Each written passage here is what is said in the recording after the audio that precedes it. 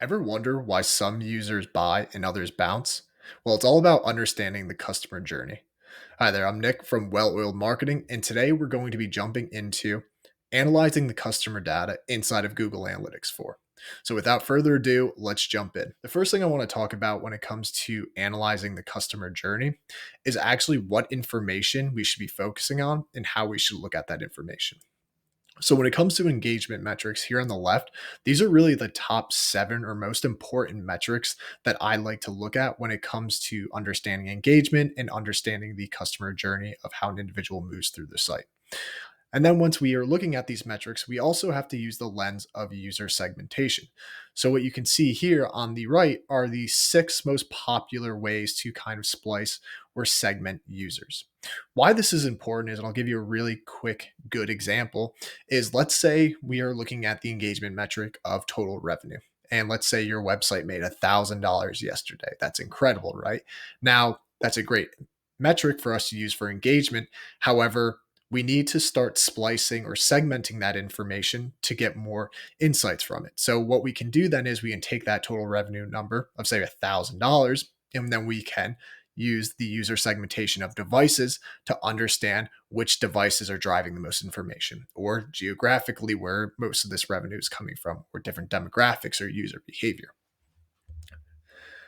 All right, so now that we know how to analyze the information and what to be looking for, let's jump into the 4 most important reports inside of Google Analytics 4 to really understand the customer journey. Those 4 are displayed here on the screen, being the user acquisition reporting, user path, conversion path, and funnels.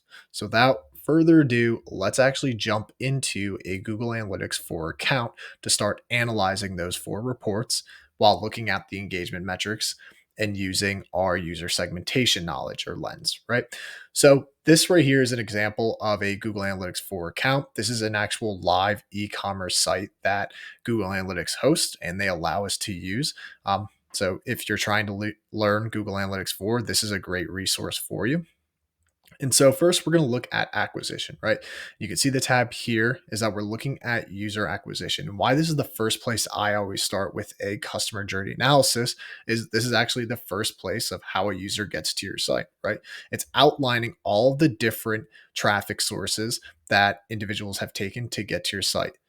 And what you can see here is when we're looking at those engagement metrics that we talked about before, we can see how many engaged sessions there are, how many the engagement rate, right? The average engagement time. So we can start analyzing some of this information. So for example, let's take this average engagement time, right?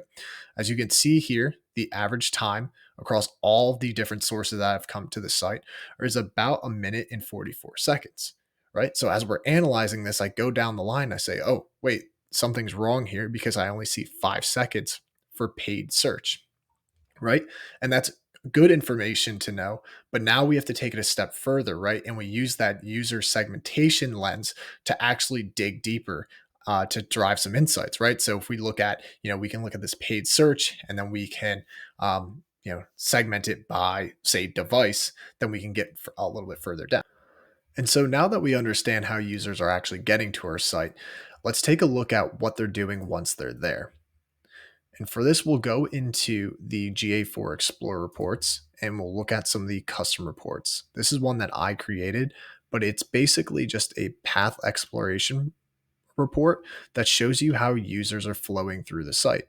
So for example, here, this is the session start when the individual first came to your site. And then this is the page that they landed on. So the first thing you'd want to notice is, what is the number one page that individuals are going to when they first visit my site? And for most individuals, this will be the homepage, but there always is, something interesting to check out there. From there, you can click into this portion and you can see where users went to next or the next page, right? And as you can see here, with the GA4 information that's in the Google Merch Shop, it is a little bit weird, but we'll just use this as an example of the individuals moving from, page to page here. And you can see the drop off over time. This should be like users going to another portion, like say Of these 10,779 individuals, you can see how many of them went to the Google Merch login, how many of them went to the men's section, how many of them went to the sales section, right? And so what's great is we can keep clicking through here just to see how individuals are normally navigating on the site.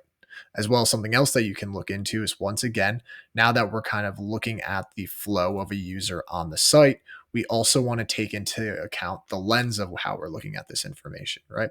And so as you can see here, I break down the information in this report by device so we can see just how users are flowing throughout this website as a percentage of device. All right, now that we have a pretty good idea of how users are flowing through the website, it's time to actually look at what paths are leading to conversion. And the way that we can do this is, once again, through a path exploration report in Google Analytics 4, but this time we're doing what's known as a reverse path, right?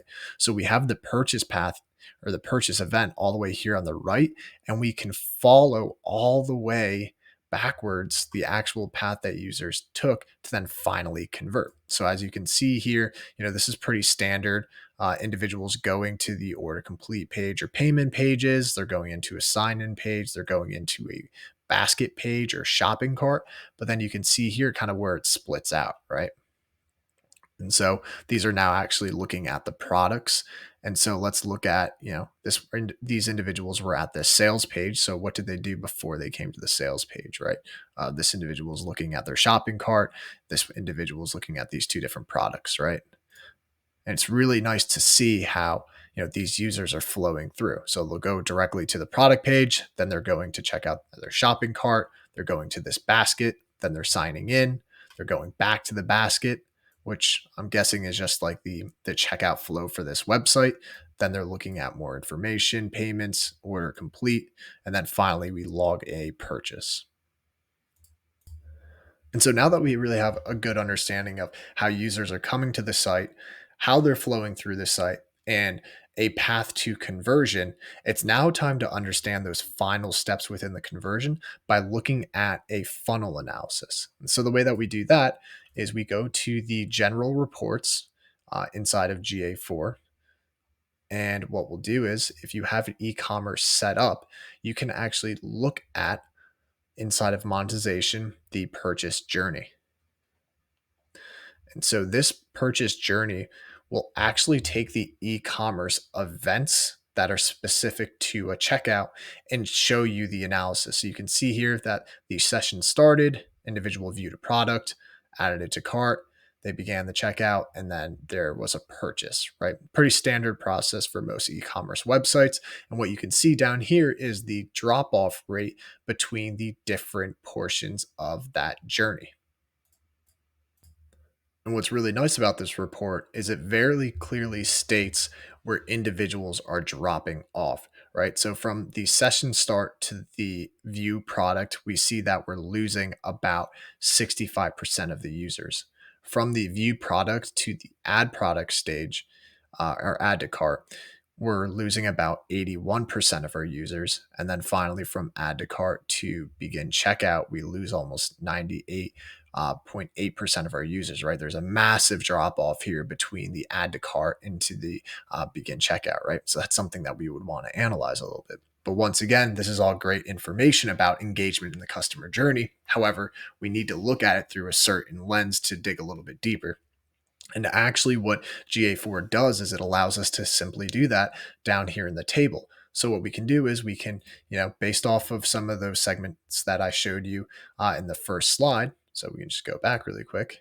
I'm looking at device, geographic, demographics, and user behavior, right? Just to name a few, you can then come down here and splice that information and see where that massive drop off is, right?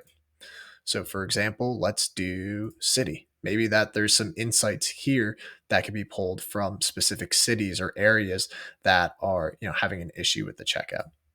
But for this example, I think one of the best places to start is always device. So let's just use that as our baseline and we can look at the information from there, right?